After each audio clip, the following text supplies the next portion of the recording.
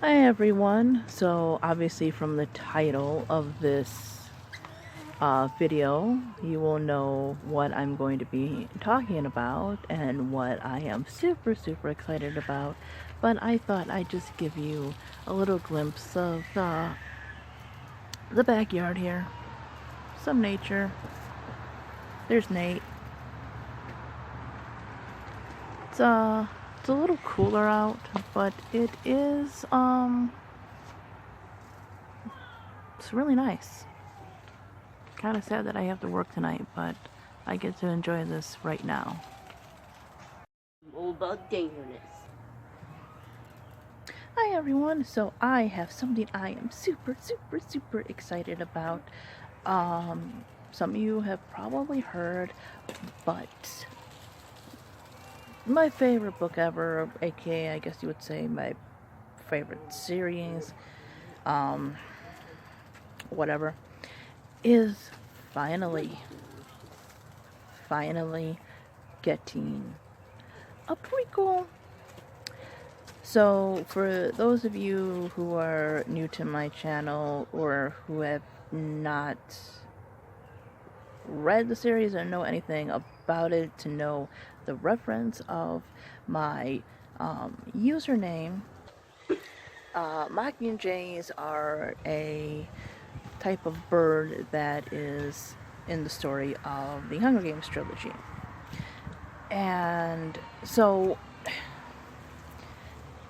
I know a lot of people in the fandom have been hinting around to wanting more stories about the world. So the book is told in first-person narrative from one of the characters in the story. And so that was all great. I love the character of Katniss. I love the fact that it is told in first person, because I don't think it would have felt the same way. The way this world works, this dystopian works, it just felt right for us to take the journey with that character to these, in her world, to these games, to after, and etc., and everything that went on. It really felt like you could really be in that world through the eyes of this character. That being said, however, because it is told from the perspective of one character, there's a lot of things that we didn't get. And to be honest, we still could have gotten that with the character, because she herself learns things. And I always wished that in Mockingjay that Suzanne Collins would have put more about the history of the world she had created. Because the thing about the HD trilogy is that it's not just the games or the characters or what's going on with them. There's so much more to that story. There's so much that she could have touched on in the last book, or so much that she could have told us why.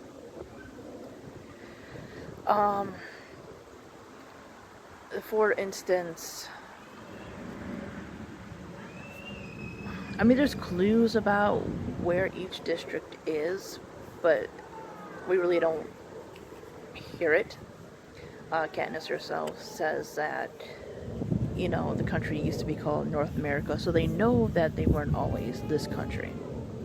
But we really don't know how long that Panem was a country itself before the rebellion and the Dark Days, and before they were led to the creation of the Hunger Games.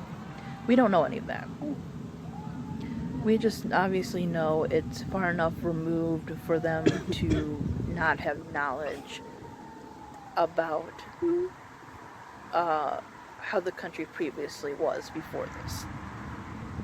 When the Hunger Games start, they are on their 74th game. So the games have only been going on for about, like, almost 7.5 decades. And there are people that are old enough to remember the time before that. But we really don't know, other than a rebellion and how harsh the capital was, what life really was like, what led up to that, what led up to this type of government as compared to other post-apocalyptic stories and governments and dystopians and whatever. I would like to see her touch base on that. Like I said, the districts. So she says it's once a place called North America. So does Pan Am extend into parts of Canada and Mexico, or is it just the United States? Are those two completely underwater? Because they talk about floods briefly, very briefly. And yeah, because the districts have sort of small cultural type things. Katniss, who lives in District 12, like I said, it's never mentioned about Pacific, oh my god, specific states. However, District 12 is said to have been once Appalachia, so she lives somewhere in that area. And you'll notice in some of the poorer districts, like 12 and 11, District 12 is coal mining, 11 is agriculture, that they have specific names, such as Katniss is a type of plant, actually. And her sister is named Primrose, whereas other people have a little bit more old-fashioned names. Her friend is named Gail. She has a friend who's the mayor's daughter. Her name is Madge. A character mentioned that died years ago in the games is named Maisley. And then, of course, like I said, there's Rue and Thresh from 11. In some of the higher districts, they have names like Glimmer and Marvel and Cato, whereas, you have the capital, which is Caesar and Octavia and all that other Romanesque kind of stuff. So I would like to know more about how these like little cultures or subcultures were established in these districts. When did they stop allowing districts to travel from one to another? Because it is mentioned that they're not allowed to travel, and the fact that her and her friend Gail may or may not be related. So there's that. There's the fact that there's possible incest in their world. Like, you don't want to say it, but that, I mean, you're not allowed to travel between districts, and two of your children die almost every year. The population is going to have to go down, and, there's just a lot of kind of twisted things that they briefly touch on, and I don't know if that was to make it safe to be YA, just because it's briefly touched on, but, I would like to know the complications of their society with these types of things, how it came to be, any, issues and, like, medical issues because of this kind of thing between maybe intermarrying, or marrying between, close relatives if they had to, and their lack of good medicine. There's also the fact that she talks about how she lives in the Seam, which is the poorest part of the poorest district, and the people who have the look of the Seam are olive-skinned and dark-haired and gray-eyed, whereas the slightly more wealthier people are the merchants, which are fair-skinned and blue-eyed, such as her mother. So when did that slight sort of segregation happen in a way? Like, they're not forbidden from mingling, but how did, class in the future kind of go with the way people looked? Because this is way into the future, obviously.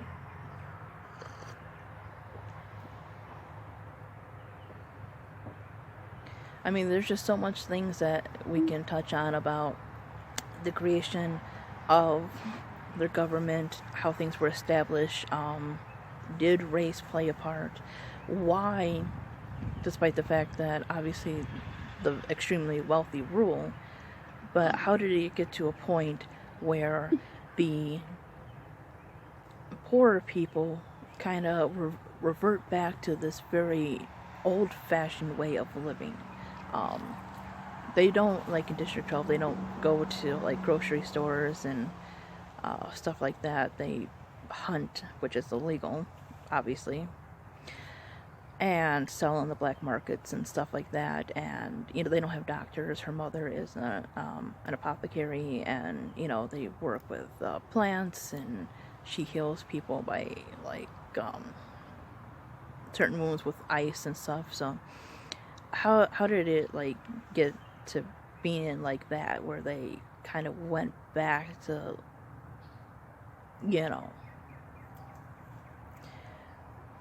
something like that?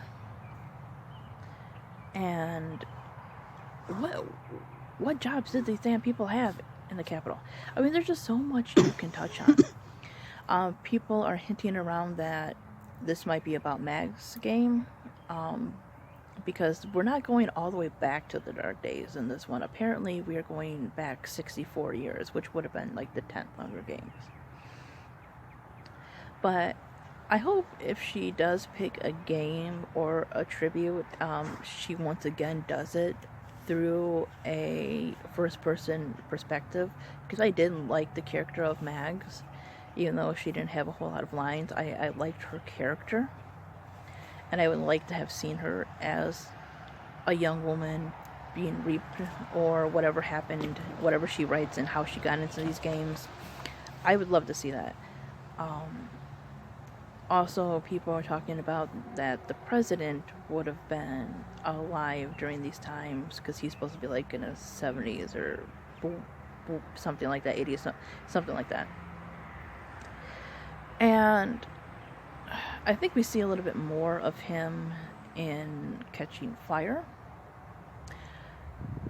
And one thing I will give credit to the movie, and maybe this is because the author Suzanne Collins also helped write the screenplay for the first movie, which is why I think it's the best adaptation, even though I have a lot of issues with it. In that, we see a little bit more of President Snow, because the movie extends obviously outside of Candace's perspective, because it is a movie. And in the movie, he's talking to the head game maker about why they have the games, versus if they wanted to intimidate the districts, why don't they just line people up and just randomly execute them? And his answer was that a little hope is good, a lot of hope is dangerous. Basically, they are using hope, the hope that your child will come home, or the hope that other children will die so your child can come home, as a way to further divide people, which obviously would keep another rebellion from happening. And so not just Mags, but I would like to see more about the life of the president and how he kind of became this sadistic person. Like, there's a lot of people in the Capitol and everything, but he's quite evil. He truly believes in these as a form of power. The other people are quite ignorant, and they just grew up with this as a way of life. But there are some of them that are quite sadistic and really believe in this, and believe in kind of this superiority, a very deep prejudice against people in the districts. So there's just so much she can touch on, and I really, really hope she does. I really hope we get the answers about this world. Because I don't want just another Hunger Games book where you have a game and a tribute and everything. I want to know more about the world.